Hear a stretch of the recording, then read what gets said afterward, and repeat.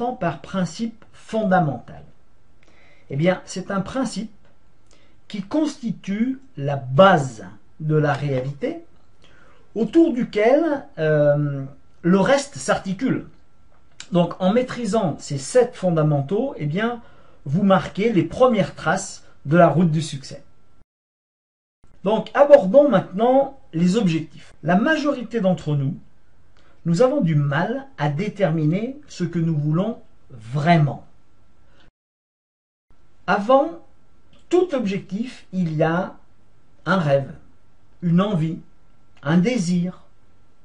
Donc nous allons examiner les 3 pouvoirs qui vont nous permettre d'allumer la flamme de la passion en nous-mêmes. Les 4 motifs puissants. La première question à se poser, c'est qu'est-ce qui me motive vraiment? Nous n'avons pas tous les mêmes motifs pour passer à l'action. Nous avons des sensibilités différentes. C'est également un motif très puissant. Vous savez, le magnat de l'acier, l'américain Andrew Carnegie, avait comme objectif de vie de passer la première moitié de sa vie à gagner de l'argent et la deuxième à donner cet argent aux autres. Eh bien, ce moteur, cette inspiration, lui a permis de gagner l'équivalent de 5 milliards de dollars. Motivation, motif pour passer à l'action. Si vous avez de tout petits objectifs, comme par exemple payer vos factures dans les délais ou acheter une voiture d'occasion, à crédit, et qui ne dépasse pas 5 000 €, c'est pas très enthousiasmant, hein?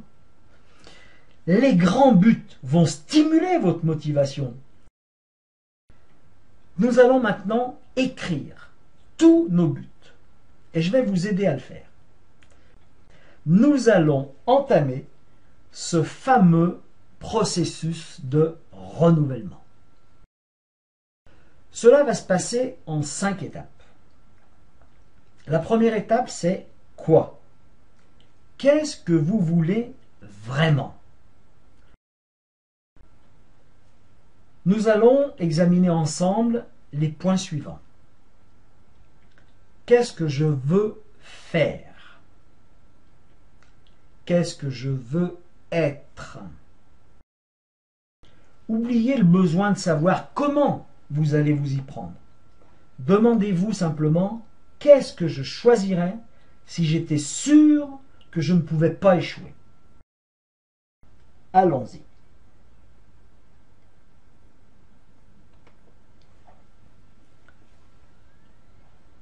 Quelles compétences souhaiterez-vous développer au cours de votre vie? Qu'aimeriez-vous apprendre? Parler couramment l'anglais, l'espagnol, l'italien ou autre, le chinois peut-être.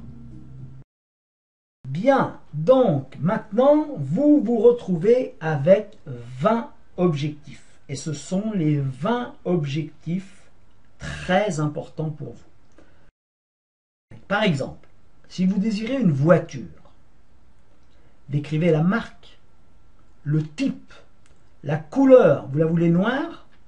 Vous la voulez rouge? Vous la voulez bleue? Quelle couleur vous la voulez, votre voiture?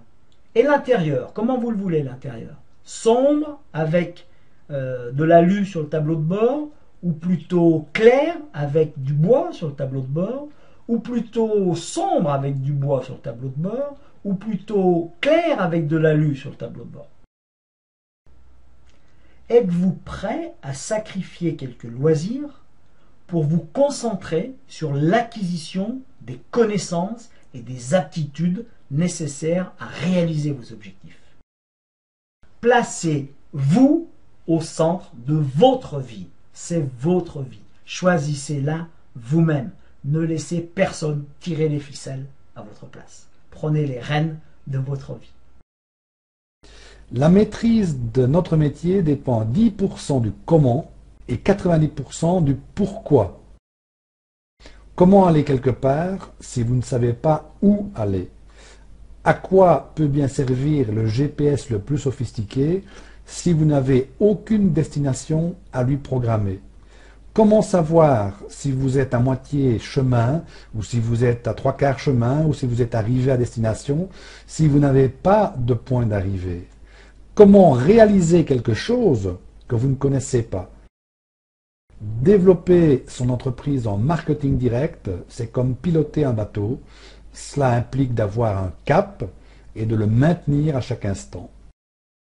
Lorsque vous démarrez une nouvelle activité, une nouvelle affaire en marketing direct, vous êtes forcément dans une période que je nommerai une période plus.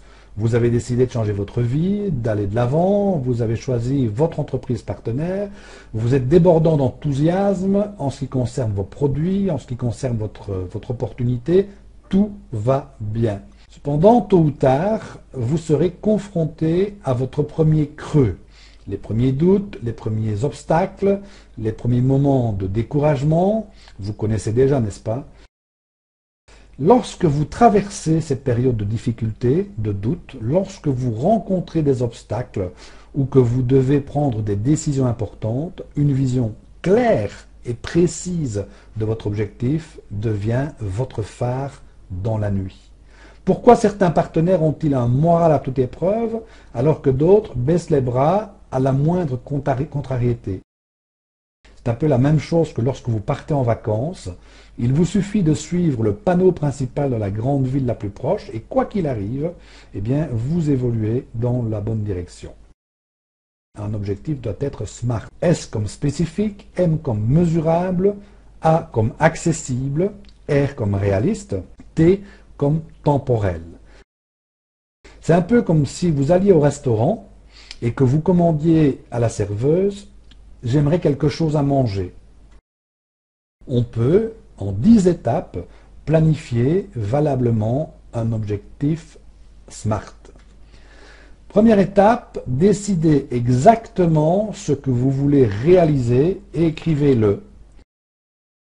Dans la troisième étape, nous allons identifier et planifier les actions. Maintenant que vous savez exactement quel est votre objectif et quelles sont les étapes intermédiaires éventuelles, il est nécessaire de déterminer les actions précises. L'étape suivante consiste à établir un échéancier de ces actions. Un échéancier peut vous motiver et booster vos actions. La sixième étape consiste à déterminer un plan B. On n'est jamais à l'abri d'un imprévu. Avoir un plan B pour chaque étape peut faire toute la différence. La huitième étape est simplement de vous assurer d'avoir le bon état d'esprit. Vous avez établi un plan d'action clair, détaillé. C'est parfait. Vous savez exactement par quoi commencer et où vous allez. C'est magnifique. Vous avez prévu vos solutions alternatives, vos plans B. Vous ne pouvez pas louper votre objectif. Vous êtes certain d'y arriver. Avez-vous pensé à votre état d'esprit? Comme quand vous étiez amoureux la première fois.